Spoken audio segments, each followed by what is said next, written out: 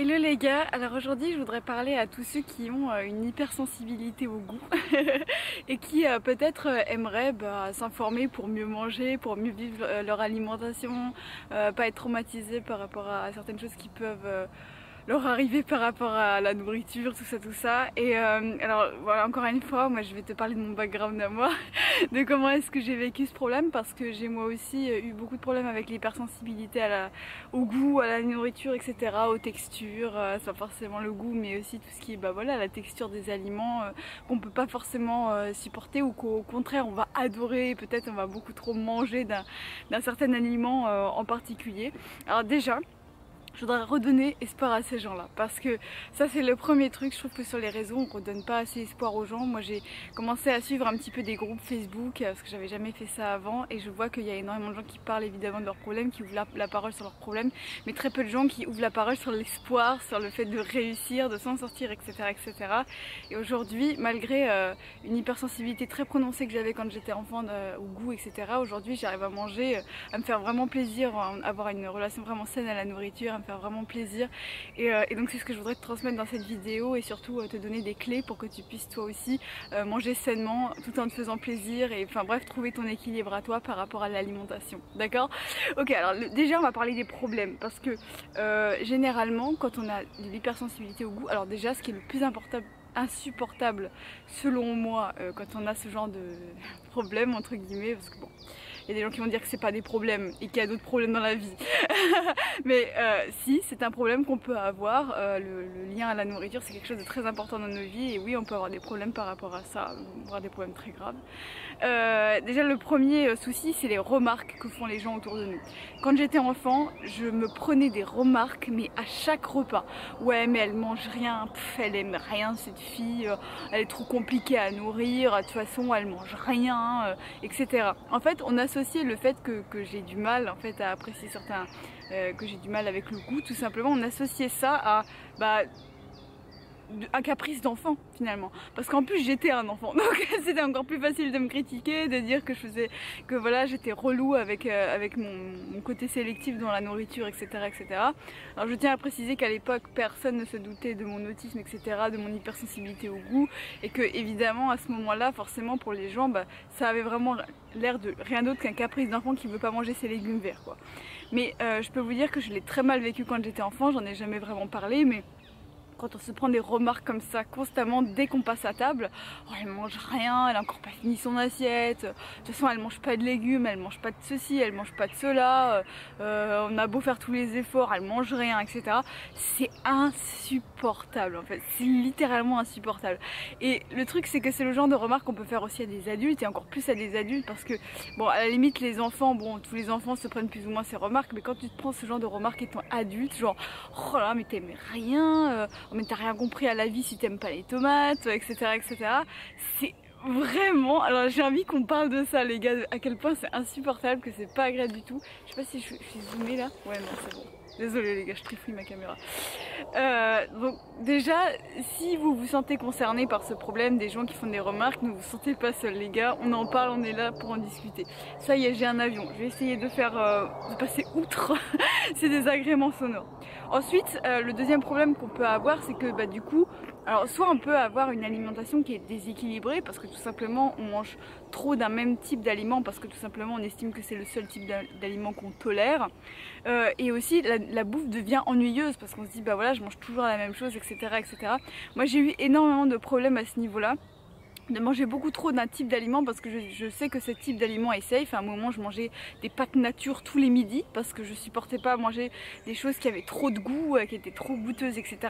Ça m'a vraiment traumatisée. Il y a un moment ça a carrément créé des troubles alimentaires chez moi, parce que tout simplement je devenais vraiment comment dire, dégoûtée de la nourriture en fait, d'une certaine manière, parce que je connaissais rien d'autre que mes pâtes, et dès que je sortais de mes pâtes nature, j'étais dans la surcharge gustative, etc.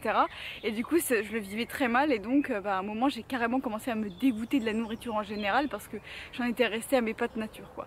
Donc oui, ça peut créer vraiment des vrais problèmes, ça peut créer des problèmes pour votre santé, parce que vous mangez pas équilibré, etc. Donc voilà, c'est vraiment pas un truc à prendre à la légère, et c'est pour ça que je me suis dit mais tiens, je vais faire une vidéo je sais que c'est un truc un peu niche, il n'y a pas beaucoup de gens qui vont cliquer sur cette vidéo, qui vont être premier degré intéressés, mais pour les gens qui sont concernés, bah ouais, une vidéo là-dessus, mais moi j'aurais aimé en fait, à l'époque où vraiment j'avais galéré avec la nourriture, parce que c'est un problème que j'ai quand même bien arrangé aujourd'hui, hein. Je me sens quand même hyper épanouie aujourd'hui par rapport à ça, franchement j'aurais voulu avoir une vidéo comme ça à l'époque, donc voilà. Donc moi je pensais vraiment être un cas désespéré, c'est-à-dire que j'ai commencé à maigrir énormément, et au moment où j'ai vu que je maigrissais et que ça a commencé à me faire peur, que je voyais mes kilos descendre sur la balance, que j'étais fatiguée tout le temps parce que je mangeais pas assez, je me suis dit ok, il faut que je fasse un régime grossissant. Qui fait des régimes grossissants, et j'avais vraiment envie de prendre du poids, du coup j'ai essayé de manger un maximum, ça m'a encore plus dégoûté de la nourriture parce que je me forçais et tout, un enfer. Mais les gars, je pensais vraiment j'étais un cas mais désespéré, je me suis dit ça y est, je suis perdue, je vais jamais avoir une alimentation saine, je vais jamais me sentir bien avec la nourriture, etc., etc. Et j'étais vraiment genre au fond du trou, au fond du gouffre dans ma tête. Donc voilà, donc aujourd'hui je me sens plutôt bien avec ça parce que j'ai vraiment réussi à trouver un équilibre, et je vais te partager comment j'ai réussi, qu'est-ce que j'ai mis en place, etc., pour bien vivre mon rapport à la nourriture. Et comme ça tu pourras, alors soit si ça te correspond bien tu pourras essayer aussi, si ça te correspond pas, bon bah voilà, moi je peux te parler que de mon expérience et pas de tout le monde évidemment, donc je peux pas créer l'impossible non plus. Je peux pas m'inventer une vie que j'ai pas, donc voilà, je parle vraiment de moi pour le moment, et puis tu prends ce que tu as à apprendre, et voilà. Donc déjà il y a un truc que j'aime bien faire en fait pour m'assurer que je suis en bonne santé, que je fais les bonnes choses, etc. C'est d'être très au clair sur c'est quoi en fait les règles entre guillemets, parce que il y a quand même, voilà, il y a des grands principes en alimentation. Alors évidemment chacun a son opinion, chacun voilà, moi je vais te donner en gros ce qui grosso modo a été un peu scientifiquement démontré dans des études et tout, voilà, qui constitue en fait les éléments qui constituent une alimentation saine et variée au quotidien. Donc pour moi il y a 4 grands piliers, hein. C'est vraiment ce que j'ai noté en faisant mes recherches, en essayant aussi sur moi des trucs et tout, pour que je me sente plus en forme. Il faut manger des féculents, du calcium, du bon gras et des fruits et légumes tous les jours. Voilà, il faut qu'il y ait un de ces 4 éléments dans ton alimentation quotidienne à chaque fois. Et tu as 2 éléments que tu peux vraiment augmenter, faire en sorte d'augmenter dans ta vie un maximum, c'est les féculents et les fruits et légumes. Alors les féculents, je parle surtout de tout ce qui est les lentilles, enfin tous ces légumes secs là, je sais pas comment on appelle ça, les graines, comment on appelle ça, les haricots, ces trucs là, c'est extrêmement bon pour la santé. Donc faut vraiment pas hésiter à en rajouter un maximum. Pareil les fruits et légumes, mais à volonté en rajouter un maximum parce que c'est méga bon pour la santé. Il y a plein d'antioxydants à l'intérieur, plein de vitamines, de choses qui font qu'on est en forme, qu'on fonctionne bien au quotidien, etc., etc. Et en plus certains fruits sont délicieux, donc pourquoi s'en priver? Voilà. Pour moi ça c'est les grands principes, les 4 grandes colonnes que j'essaye à tout prix Alors évidemment après chacun a son opinion. Il y a des gens qui vont dire qu'il faut bannir les viandes, il y a des gens qui vont dire qu'il faut bannir le lait, etc., etc. Moi perso j'ai pas d'opinion, je suis pas nutritionniste, j'ai pas fait d'études dans le sujet. Moi j'essaye de voir qu'est-ce qui a marché sur moi et qu'est-ce que je vois en général qui revient le plus souvent quand je relis des articles de gens qui ont fait des études là-dessus, etc. Mais alors féculents, calcium, bon gras, fruits et légumes. Alors tu noteras que j'ai mis calcium et pas produits laitiers, parce que souvent on dit ouais quand vous allez sur mangerbouger.fr vous trouvez manger des produits laitiers tous les jours, etc. Alors moi perso j'adore les produits laitiers, je suis une énorme fan, j'adore le fromage, le yaourt, le lait, j'adore tout ça. Mais je sais qu'il y a des gens qui alors, non seulement n'aiment pas ça, mais en plus sont contre, parce que peut-être ils sont véganes, peut-être qu'ils estiment que le lait c'est pas bon pour leur digestion, etc., etc. Et donc sache que le calcium il n'y en a pas que dans le lait, et que par exemple dans les laits végétaux parfois tu as même des marques qui rajoutent du calcium en fait dans les produits, donc tu peux trouver des sources de calcium ailleurs que dans le lait, mais ça reste, le calcium reste le calcium, donc il faut voilà trouver des produits dans lesquels il y en a. Donc peut-être toi tu as tes propres opinions, donc tu te crées tes 4 colonnes à toi, celles qui correspondent à tes convictions éventuellement, si tu as un peu fait des recherches, si tu t'y connais, blablabla. En tout cas moi ce que j'ai fait, c'est ce que j'ai fait pour moi. Et donc après, une fois que j'ai mes 4 catégories, j'ai listé tous les aliments que je tolère, que je peux manger en fait, que j'aime mettre dans ma bouche.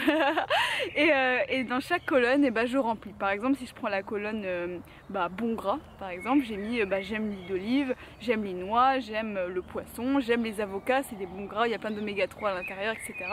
Et donc une fois que j'ai cette colonne, quand je vais faire mes courses, etc., que je veux créer une alimentation équilibrée, je regarde dans ma liste, je me dis ah oui ok, il faut que j'aille acheter quelques noix, quelques avocats, etc., pour agrémenter mon alimentation, et tout de suite ça ça devient beaucoup plus simple pour moi de m'assurer que j'ai une alimentation équilibrée, tout simplement, d'accord? Donc ça, pour l'instant, tu vas me dire, mais là tu m'apprends rien de spécial, etc. Pour moi l'intérêt, il est vraiment dans le fait de se dire, ok, j'ai un tableau devant moi avec les 4 grands piliers et je dois les remplir avec des listes les plus exhaustives possibles de ce que j'aime manger, de manière à ce que je me rende compte qu'en fait j'aime plus de choses que ce que je pensais. Donc, par exemple, souvent quand on a une hypersensibilité à la nourriture, on a l'impression qu'on n'aime rien, mais c'est faux. En fait, c'est juste que, en fait, on se focalise tellement sur ce qu'on n'aime pas qu'on a l'impression qu'on n'aime rien. Et je pense que ça vaut aussi le coup d'essayer des nouvelles recettes. Si t'as l'impression que t'aimes rien, mais essaye des trucs nouveaux, tu vois. Peut-être t'as jamais mangé de potimarron et peut-être que t'aimes ça, et peut-être que tu pourrais rajouter ça dans ton alimentation, et c'est un truc que tu pourras aimer, ça n'a pas un goût non plus hyper difficile à supporter, etc., etc. Donc pour chaque colonne, fais la liste la plus exhaustive possible des choses que tu aimes manger et qui en fait rentrent dans les critères d'une alimentation saine en fait finalement. Et à partir de là, vas-y, joue, fais-toi plaisir, essaye de trouver des nouvelles recettes qui te conviennent, etc., etc. Et à partir du moment où c'est équilibré et bon pour la santé tout simplement, tu n'as aucun souci à te faire, t'as pas besoin de culpabiliser parce que t'aimes pas les tomates cerises, t'as pas besoin de culpabiliser parce que t'aimes pas les plats trop cuisinés, etc., etc. Non, tu as une alimentation saine, donc on s'en fout du reste en fait, on s'en fout complètement, ok? Voilà les gars. Bon écoutez, il y a un truc aussi que j'aime bien donner comme conseil, c'est d'installer une bonne appli de recettes sur ton téléphone pour bien répertorier toutes les recettes qui te plaisent, etc. Que t'aies plus à faire cet effort à chaque fois d'aller chercher sur internet comment cuire une omelette, etc. Non, t'as tout rassemblé dans une appli, ça simplifie tellement la vie. Moi j'ai utilisé Recette Tech pendant un moment, mais maintenant j'aime bien revenir au papier et écrire carrément mes recettes sur papier. En tout cas, tu fais comme tu veux. Moi ça a vraiment changé ma vie de penser comme ça, de me dire voilà, en fait j'ai sous les yeux noir sur blanc tous les aliments qui sont bons pour la santé et qui me vont parfaitement, mais je vais tout simplement en mettre un petit peu de chaque journée dans mon assiette et comme ça je vais me sentir beaucoup mieux. Voilà, j'espère que cette vidéo t'a intéressé, que tu vas appliquer les conseils et on se retrouve très vite pour un nouveau contenu. D'ici là, ciao ciao et à bientôt dans ta casa.